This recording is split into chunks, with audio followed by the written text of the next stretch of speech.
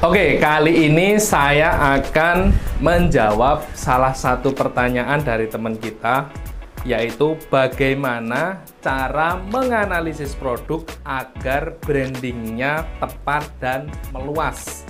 Nah, ini masalah produk dan branding ya.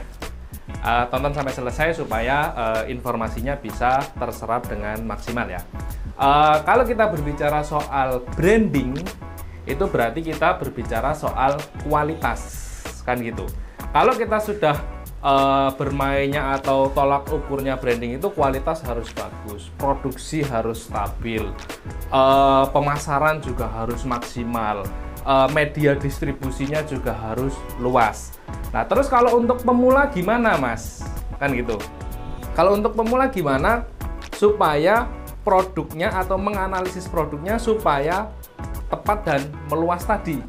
Kalau saya sarankan untuk pemula itu jangan dulu ke brandingnya, jangan dulu ke brandnya, tapi coba untuk mencari market yang mana yang bisa dimaksimalkan atau produk apa yang bisa dijual dengan cepat dan jumlahnya banyak. Nah, dari situ baru dikerucutkan, karena pemula itu kebanyakan kan nggak ada modal atau modalnya sedikit. Beda lagi kalau misal pemula yang punya support modal besar.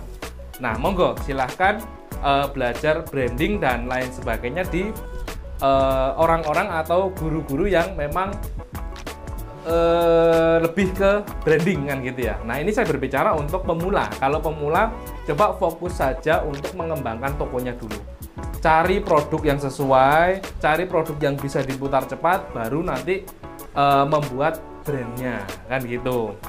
Apakah nggak bisa, Mas, kita nyari produk terus nanti nge-brand juga? Ya bisa, jalan dua-duanya, tapi nanti brandnya biasanya nggak terlalu fokus. Nah, brand itu kan ada brand produk, kan gitu. Ada juga brand toko atau brand secara keseluruhan. Nah, mau mainnya di mana? Kalau misal mau nge-branding toko kita serba ada, ya udah cari produk yang banyak, perluas marketnya untuk orang-orang biar kenal. Kalau mau nyari, misal contoh, kalau mau nyari produk kerajinan di toko A, kan gitu. Kalau mau nyari produk makanan di toko B, nah seperti itu bisa. Nah, makanya harus cari produk yang tepat. Tapi kalau sudah punya modal, monggo bisa langsung ke brandnya. Misal mau buat brand A untuk pemasarannya yang lebih luas. Nah, caranya gimana menganalisisnya? Itu lihat di marketnya. Contoh, kita mau memperluas jangkauan di marketplace, coba dicek di marketplace itu untuk produk yang akan kita jual atau produk yang akan kita brandingkan itu kira-kira seperti apa?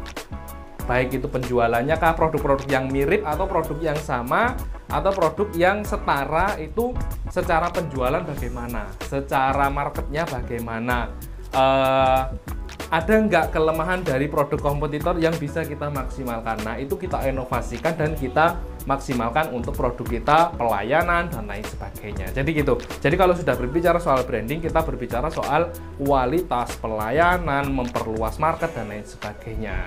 Nah, makanya sebisa mungkin kita harus bisa menjual dulu. Brandnya nanti nggak apa-apa, tapi ada yang mau nge-brand dulu baru jualan, ya itu bebas lah, itu pilihan. Jadi gitu ya, monggo bisa dengan cara jualan dulu atau langsung ke brandnya. Nah, analisisnya itu tadi, coba cek marketnya. Kalau misal marketnya offline, ya coba keliling, cari di lingkungan sekitar.